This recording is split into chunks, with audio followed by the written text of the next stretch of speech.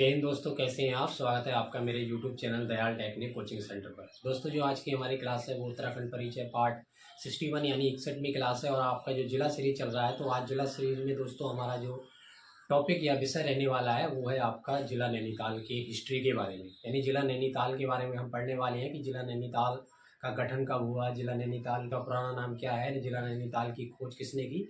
ये सारी चीज़ें दोस्तों आपके इतिहास से नैनीताल से जुड़ी हुई है। तो आपके इस्माइल के साथ आपको लिए चलते हैं जिला नैनीताल में और देखते हैं दोस्तों कि वहाँ पर हमें क्या क्या महत्वपूर्ण चीज़ें मिलती हैं। तो पहला क्वेश्चन ही दोस्तों हमें ये बता रहा है कि जिला नैनीताल यानी जो जिला के बारे में हम पढ़ रहे हैं, तो जो इसका गठन हुआ है यानी जिसकी स्थापना हुई है वो 1891 ईस्वी में हुई है। तो पहला क्वेश्चन दोस्तों आपको याद रखना है कि जिला नैनीताल का जो गठन है, या फिर आप ये कह सकते हैं कि जिला नैनीताल की जो स्थापना है वो 1891 ईस्वी में हुई है। दोस्तों, सन को आप अगर याद रखना चाहें तो डॉक्टर अम्बेडकर की जन्म तिथि के तौर पर भी याद रख सकते हैं, क्योंकि डॉक्टर अम्बेडकर का भी दोस्तों जो जन्म है वो 1891 ईस्वी में हुआ है। और डॉक्टर अम्बेडकर को आप दोस्तों कोई भी नाम देना चाहते हैं तो वो सारे के सारे नाम उनसे मैच करते हैं, चाहे आप उन्हें अर्थशास्त्री कह लें या महान वकील कह लें या फिर महान दार्शनिक कह लें। तो महान व्यक्तित्व डॉक्टर अम्बेडकर की जो जन्म तिथि है उसके पर भी आप याद रख सकते हैं। ठीक है दोस्तों, ये एक ट्रिक है जिसे आप डॉक्टर अम्बेडकर से जोड़कर नैनीताल जिले की जो स्थापना है इसे भी याद रख सकते हैं। नैनीताल की खोज कब की गई, तो नैनीताल की जो खोज की गई थी वो 1841 ईस्वी में की गई, ये आपको याद रखना है। पी वेरन द्वारा इसकी खोज की गई थी। नाम इनका याद रखना है दोस्तों आपको, पी वेरन द्वारा 1841 में नैनीताल जिले की खोज की जा रही है। साथ ही आपको ये भी याद रखना है कि जो इनका काम था तो ये चीनी व्यापारी थे। कौन से व्यापारी थे दोस्तों? चीनी व्यापारी थे, ये आपको याद रखना है। ठीक है, वैसे ये भी माना जाता है कि इससे पहले जो कमिश्नर ट्रेल है उन्होंने इसकी यात्रा कर ली थी। ये भी हमें ये पता चल गया कि 1841 में इसकी खोज हो गई थी। तो हमको ये भी पता होना चाहिए कि 1841 के बाद यहाँ पर सर्वप्रथम रहने के लिए किसने घर या किसने कोठियाँ बनवाई थी। दोस्तों, कमिश्नर इसमें जो लुसेंगटन थे इन्होंने, और हमारे भारत के प्रथम जो व्यक्ति थे यानी मोतीराम शाह, ये दो नाम आपको याद रखना है। क्योंकि क्वेश्चन इस प्रकार से आया कि नैनीताल जब बसने लगा, नैनीताल जब बसा तो सर्वप्रथम जो कोठियाँ बनवाई गई थी रहने के लिए वहाँ पर, तो किन लोगों ने बनवाई थी। तो आपको याद रखना है, पहला नाम आपको भारत की तरफ से होगा जिसका नाम आपको मोतीराम शाह याद रखना है, और दूसरा नाम कमिश्नर जो का याद रखना है लुसेंगटन। तो दो व्यक्तियों ने यहाँ पर कोठी बनवाई गई है दोस्तों। हमारे भारत की तरफ से हो गए मोतीराम शाह और अंग्रेजों की तरफ से हो गए, यानी 1841 में सर्वप्रथम कोठियाँ बनवाई गई, उनके नाम बताइए। तो अंग्रेजों की तरफ से पूछा जाएगा तो वो आप लुसेंगटन बताना, और भारत की तरफ से अगर नाम आया कि सर्वप्रथम किसने कोठी बनवाई थी भारत की तरफ से जिला नैनीताल में रहने के लिए 1841 में, तो आपको मोतीराम शाह का नाम लेना है। ये कि जो पी वेरन के बारे में हम पढ़ रहे हैं दोस्तों, कि वेरन ने एक पुस्तक लिखी और वो पुस्तक का नाम है हिममाला। क्या नाम है? हिममाला। उसमें दोस्तों ये बताते हैं कि जो नूर सिंह हुए जिला नैनीताल के, दोस्तों जो नूर सिंह हुए उनसे जबरदस्ती दस्तखत कराए गए, नैनीताल को छीना गया, हम ऐसे कह सकते हैं। इनके द्वारा जबरदस्ती छीना गया। और ये बात दोस्तों हमें एक पुस्तक में लिखी मिल रही है, और पुस्तक का नाम है हिममाला। हिममाला पुस्तक कौन लिख रहे हैं? वेरन लिख रहे हैं।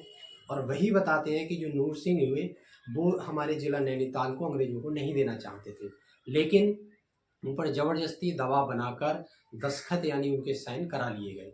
नहीं देना चाहते थे, इसकी वजह यहाँ पर ये बताई गई है क्योंकि जिला नैनीताल को पवित्र देवताओं की भूमि मानते थे। कौन? नूर सिंह जिला नैनीताल को भूमि मानते थे पवित्र देवताओं की, और इसको अंग्रेजों को नहीं देना चाहते थे, अंग्रेजों को नहीं देना चाहते थे। लेकिन अंग्रेजों ने दोस्तों जबरदस्ती दबाव बनाकर उनसे साइन करा लिए, उनसे दस्तखत करा लिए, और हम कह सकते हैं नैनीताल को छीन लिया गया। नैनीताल को अक्टूबर 1850 में, सन हमसे पूछ ली जाएगी और हमसे पूछा जाएगा कि नगर परिषद के रूप में नैनीताल कब बना। तो हमें याद होना चाहिए अक्टूबर 1850 को नैनीताल को दोस्तों नगर परिषद के रूप में गठन किया गया। परिषद के रूप में दोस्तों कब कर रहे हैं, सन हमसे पूछ ली जाएगी तो आपको अक्टूबर 1850 बताना है। पूछते हैं नगर पालिका के रूप में तो आपको 1873 ईस्वी बताना है। ये दोनों चीज़ें ही महत्वपूर्ण है और आपको याद रखना है। ठीक है, इसलिए है क्योंकि जिला नैनीताल में दोस्तों जिस प्रकार से दबाव देकर छीना जा रहा है हमारा जिला, तो इसी को दोस्तों इन सब चीज़ों का कहीं ना कहीं इसका दुष्प्रभाव तो होना ही था। 18 सितंबर 1880 में एक वहाँ पर घटना हो रही है, और घटना क्या हो रही है दोस्तों, वहाँ पर भूसंखलन हो जा रहा है। भूसंखलन तो जानते ही ना कि भूमि का खिसकना, तो जो पहाड़ खिसक जाते हैं तो भूसंखलन कहलाता है। तो भूसंखलन होता है, और इसमें ये एक बड़ी घटना थी दोस्तों नैनीताल जिले की, और इसमें 151 लोग दफन हो जाते हैं यानी दब जाते हैं। इसको आपको याद रखना है। 18 सितंबर को 1880 में 18 सितंबर को 1880 में दोस्तों जिला हमारे नैनीताल में एक भूस्खलन हो रहा है, और इसमें दोस्तों 151 लोग दफन हो जाते हैं यानी दब जाते हैं। तो ये आपको जिला नैनीताल की हिस्ट्री का एक इम्पोर्टेंट क्वेश्चन है। क्वेश्चन आपके समक्ष इस प्रकार भी आ सकता है कि 151 लोग, सन कई तरीके की दे रखी होंगी, यहाँ पर 4 सनें दी होंगी, और आपको याद रखना है कि 18 सितंबर 1880 को ही हमारे जिला नैनीताल में भूस्खलन हुआ, और जिसमें 151 लोग दफन होकर दोस्तों मर गए थे। ये आपको याद रखना है, डेथ हो गई थी। ठीक है, नैनीताल को सरोवर नगरी कहा जाता है, ये तो आपको पता ही होगा। और कई बार क्वेश्चन इस प्रकार से भी आ सकता है कि झीलों की नगरी किसे कहा जाता है, यानी किस जिले को कहा जाता है। तो आपको याद रखना नैनीताल को ही कहा जाता है। नैनीताल को सरोवर नगरी और झीलों की नगरी किसे कहा जाता है, किस जिले को, तो नैनीताल को कहा जाता है। ये आपको याद रखना है। झीलों की नगरी किसे कहा जाता है, नैनीताल को। सरोवर नगरी किसे कहा जाता है, नैनीताल डिस्ट्रिक्ट को। नैनीताल को प्राचीन काल में क्या कहते थे, हम इस टॉपिक को पढ़ रहे हैं तो हो सकता है क्वेश्चन हमसे इस प्रकार से आ जाए कि इस क्षेत्र को प्राचीन समय में आप क्या कहते थे। तो आपको याद होना चाहिए, इसे हम कहते थे खड़देश। भारत में रहते हैं दोस्तों तो देश का नाम तो याद रहेगा, साथ में आपको खड़देश लगा देना है। खड़देश, खड़देश रहेगा कि प्राचीन काल में हम इस क्षेत्र को खड़देश कहते थे। ये कहाँ पड़ता था दोस्तों, ये उस समय इसको हम कहते थे कि छखाथा परगने में, छखाथा परगने में, तो परगने में पड़ता है, छखाथा परगने में पड़ता था। ये कुछ क्वेश्चन ये भी आ सकता है कि जिला नैनीताल है जो, इसमें हिल स्टेशन कौन सी सन में से बनाया गया। तो आपको याद रखना है कि 1996 में नैनीताल को हिल स्टेशन बना। आपको याद रखना है कि नैनीताल 1996 में हिल स्टेशन बना। इस तरीके से भी क्वेश्चन आ सकता है कि जिला नैनीताल हिल स्टेशन कब बना। तो हिल स्टेशन कब बना, 1996 ईस्वी में। यह है कि जो नैना झील है नैनीताल में, ये तो वैसे ही बहुत प्रसिद्ध है। इसके बारे में हमसे क्वेश्चन ये पूछा गया है कि स्कंद पुराण में नैना झील को क्या कहते थे। तो आपको याद रखना है त्रिऋषि सरोवर, त्रिऋषि सरोवर झील, त्रिऋषि सरोवर कहा गया है। तो स्कंद पुराण में नैना झील को दोस्तों जो नैनीताल में है, उसको जो नाम था स्कंद पुराण में, उसके अनुसार हमको याद रखना है। उसके अनुसार अगर हमसे नाम पूछ लिया गया कि स्कंद पुराण में नैना झील को क्या कहते थे, तो हमें अच्छे से याद होना चाहिए कि त्रिऋषि सरोवर कहा गया है। ठीक है दोस्तों, त्रिऋषि सरोवर कहा गया, ये आपको याद रखना है।